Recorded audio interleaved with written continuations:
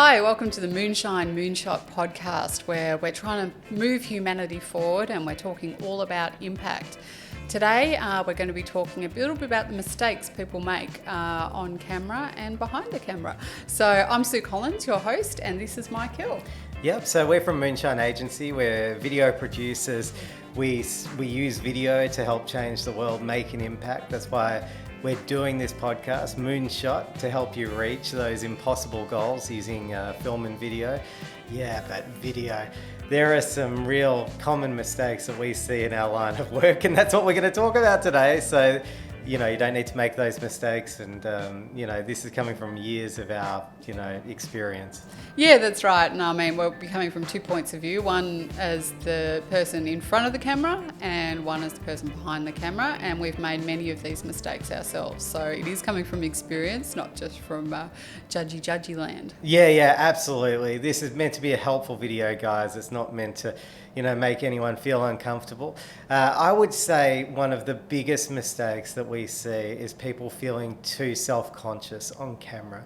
And there's lots of reasons that you have that response. I mean, even right now we're surrounded by lights, 3 cameras here doing this podcast. The key thing is to forget about it. But how do we do that? Well, I think you've really hit on something there, because I think one of the biggest barriers people have to creating video content for their company or whatever it is they're doing is that they just don't want to be on camera. Yeah. And I've fallen into that mistake myself. And I think a big part of that is overthinking the fact that you're on camera. You've got to step back from it and think, what is the message you're trying to tell people? Why is that important? And why is video the right way for you to be telling that message? You're the expert in what you do. So you need to be talking from that place of understanding what your topic is, why you're communicating it, and focusing on that, not worrying so much about whether you say too many times, or whether because there's all kinds of editing tricks that we'll go into as well that can really help overcome those. So you don't have to be perfect on the first take. Right there, video hack number 1. If you're creating videos, guys, make sure you shoot more than one camera. Why? Because it's awesome for editing. It means you can cut out those little things that aren't working so well. Not the case in this podcast. We're warts and all here. We're just letting it ride. But if you see examples of, our polished, finished outputs for our clients, you use all of those tricks. They're so important to use those editing tricks to get around. So you need 2 cameras to achieve that. Now, I want to go back to what you were saying about that feeling of discomfort getting in front of camera. And I think we need to take it right back to that moment when you're told you need to be on camera, and how some of us included, winding the clock back, respond to that. Because often people will run to their notebook or computer and start writing a script. And there's a couple of things that you need to watch out for when you're writing a script. Yeah, big things you got to watch out for. And I think from my perspective, one of those, and if we're talking about making video for online content as well, I should say, we're not talking about Hollywood movies. Sure. But when we're talking about writing a script for a video, the biggest issue can be that you don't write the way you speak. So you can write this beautifully crafted dialogue, absolutely amazing, articulate and really nuanced. But when you go to say that on camera, it sounds so wooden and inauthentic, because it's just not the way you speak. And when you're connecting with someone, it's like when you're reading a blog.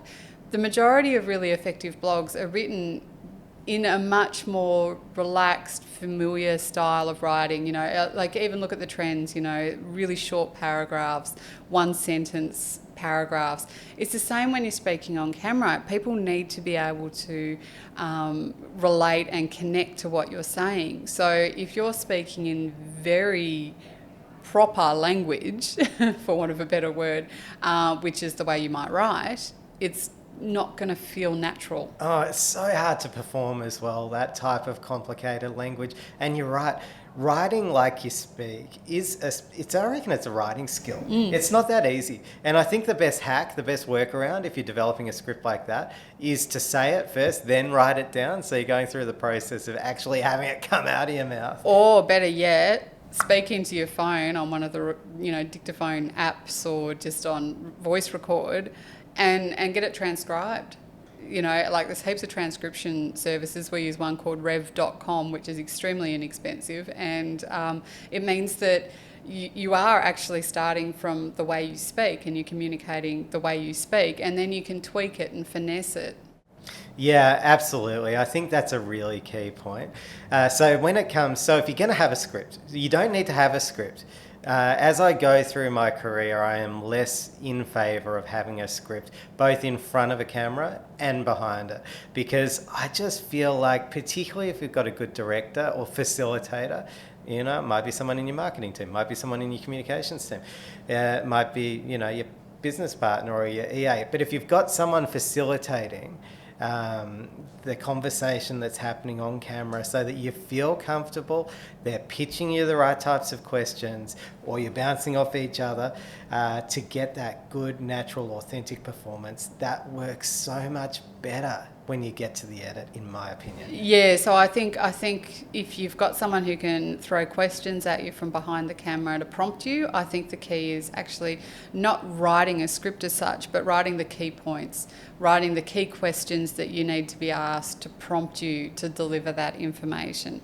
So I would always err on, I wouldn't say under preparing, but I would just say not over preparing. So don't try and memorize lines, don't try and script yourself to the point where it feels unnatural. I mean, there's nothing wrong with using a teleprompter. That is definitely a solution for a lot of people who just really need that kind of that it just helps them to get what they need to say succinctly across.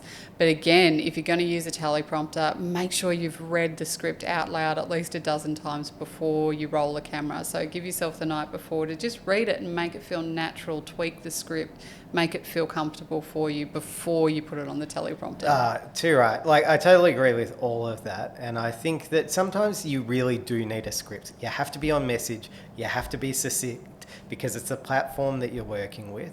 So it has to be tight messaging, and there is absolutely nothing wrong with that. Now let's talk about when you're dealing with a script. Some people write a script and memorize it and then try and remember it on camera. Almost never works because it's an acting skill. This is what actors do. They're brilliant craftspeople, but it doesn't come naturally to people who are not actors. Remembering lines and being able to deliver them in a natural way, it's a gift. Just think about yourself trying to remember something. Where do your eyes go? You instantly, your eyes roll. And it's a natural thing. Everybody does it. I'm trying to remember. What was the next thing? So your eye line looks weird on camera because you're trying to recall. It's memory recall. And as soon as you go to that, if you're not a professional actor who's got all the tricks of the trade and years of experience in how to do that, it's going to feel clunky and weird, and you're going to be stressed, and then you're not going to enjoy yourself. Absolutely. You're going to be stressed out. You're going to be looking up, like you said. What are you looking at? Oh, now I'm looking at the light. Now I'm looking at the camera and the crew. Oh my gosh, everyone's looking at me and I'm making a fool of myself. And the six people standing around. Rushing in. That's another hack, guys. Get as few people in the room when you are filming as possible. You only want the bare essentials there. I mean, today Sue and I are doing this podcast. There are exactly 2 people in the room, Sue and I. That's it. Like, they're not always possible. You're often going to need a crew for good reason. Yeah. Right? Particularly when you're filming on location, there's going to be a couple of people with you, but keep it to a minimum. You don't want a huge audience there when you're trying to perform something on camera. And I think this is a hack for the person behind the camera. If you're the one who's actually organising the shoot and you've got talent, or whoever's coming in to be in front of the camera, don't freak them out before they even arrive with a whole bunch of rules about everything that's going to make them really stressed. Don't say no check shirts, you can't wear green, you have to have your hair like this, don't wear glasses. That's just instantly going to make someone feel very, very nervous and uncomfortable. Use really simple things. Say, bring a couple of options. Bring a couple of different shirts you're comfortable in, or bring 2 different tops, or whatever it is.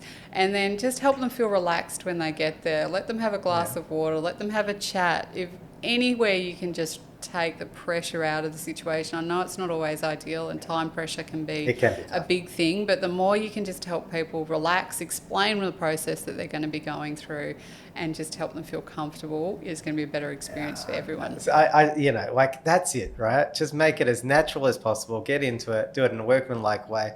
I used the word performance before, totally the wrong word to use, because this is about an authentic communication, because communicating authentically is what cuts through and what we can all relate to, we can connect with. So it's not a performance. And as soon as we feel like, there's this performance expectation, it's gonna influence the way that you communicate. So, okay, so we've talked about scripting and the cautionary tale about memorizing lines. We do have great tech now, like teleprompters, auto cues, they're sometimes called. So these are so accessible and affordable now. For those of you who don't know what we're talking about, it's exactly what the newsreaders use when they read the nightly news. So you write a script, you often put it on an iPad. This is how a lot of teleprompters work these days. You load it into an app on your iPad, and you set the scroll speed and you set it off, and this teleprompter has reflective glass that kind of goes up on a diagonal from the camera, and it's right in front of the camera often, and you're simply reading the script.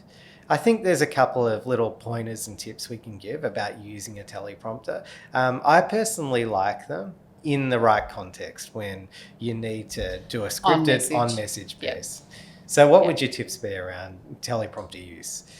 My tips would be always give the person who's reading the teleprompter's script opportunity to rehearse. Yes. Tweak it if they need to get it into their own words. Don't be so rigid that they can't relax, and make sure the speed's right. Just give them opportunity to rehearse so that pressure's not on, and that will make the read feel far more natural and far more authentic. There's a few other technical things, they can't be too close to the camera, because otherwise you'll be able to see that they're reading the teleprompter. So there's a few sort of camera tricks. I don't think we'll go into that here. That's probably something for other videos we can direct you to help you with those sorts of skills. But so rehearse, edit, rehearse. Because by the time you get to action, then you will be so familiar with those words coming out that you're able to, adjust a bit. You're able to embellish. You're able to give it a bit of high and low. You're able to breathe life into it. And, if you go a little bit off script, it's not a big deal because it's already top of mind. So I think that's really helpful when working with a teleprompter. Yeah, for sure. And I'm just wondering, as we're talking about this, what do you think's been the biggest blooper you've ever seen on a set? Like, what's the biggest mistake you've ever kind of experienced or witnessed? I think the setting, can be part of it, because the setting can throw up all types of, unpredictable things. But I do remember we were filming an interview with Larry Flint at his office in LA one time. And I mean, it was a beautiful setting. It was his penthouse office in Hollywood, but there was a phone on the desk, and mid-interview, the phone goes off. And do you remember this? Oh, yeah, this is pre-mobile phones being everywhere. Yeah, it was a landline. It was an old antique phone. And he just picked up the phone and went, "I'm in the middle of a damn TV interview." And he was actually a really nice guy. But the thing is, distracting settings, they're really easy to get into. And you want some background that makes sense, that tells a bit of a story, that resonates with the communication you're doing. But you don't want something that's going to have a lot of distraction, background noise, people moving around. That could be really tough to work in.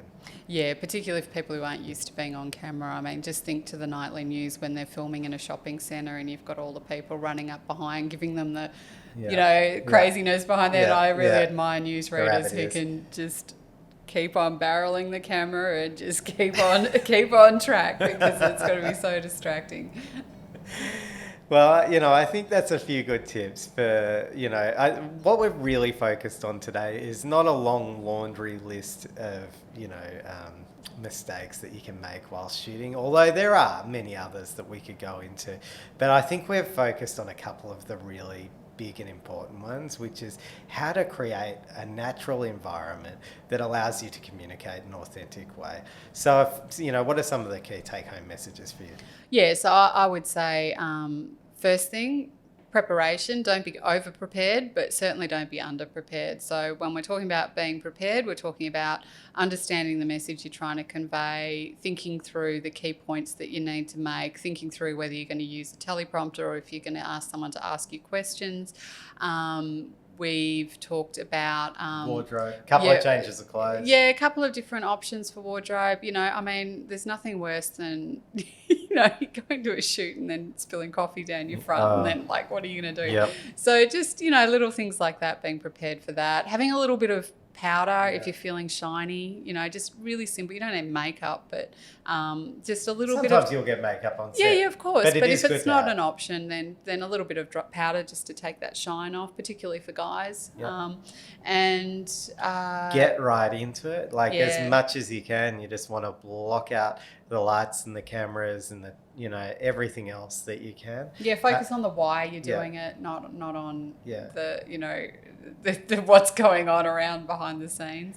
And politely, I think politely you can ask people to leave the room if there are people who don't need to be there from a technical standpoint. And if you're behind the camera, just make your person in front of the camera feel really relaxed and comfortable. Within time constraints, let them rehearse as much as they can. Don't pressurize it. The amount of times, you put pressure on someone and suddenly they just can't, they just keep stumbling, and then it doesn't speed anything up. So you're going to end up with 20 takes. Whereas if you do all those other steps, you've often got it in 1-2 takes. It's much quicker. Absolutely.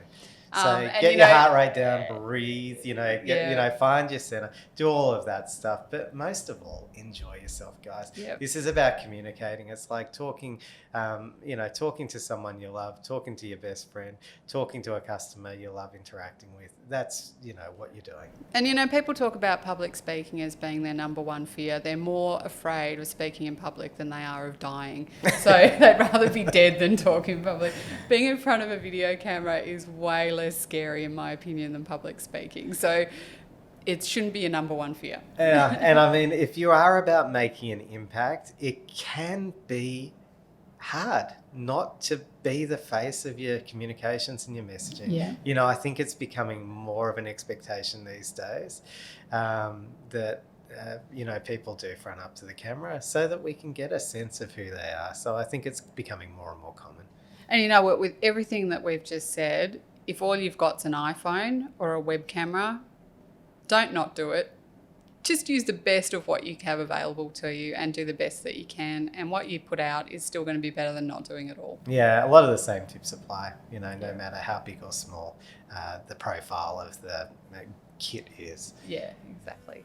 So anyway, thank you everyone for joining us on this. We'd love to know what you thought. We'd love to know if you have questions, because we can actually answer those questions in future podcasts or videos. So please leave comments and, let us know what you want to know more about. Yeah, absolutely. And if there are any other traps that you worry about or tell us your funny experiences, because I love hearing people's stories. Yeah, absolutely. All right. Look forward to hearing from you soon. Till next time.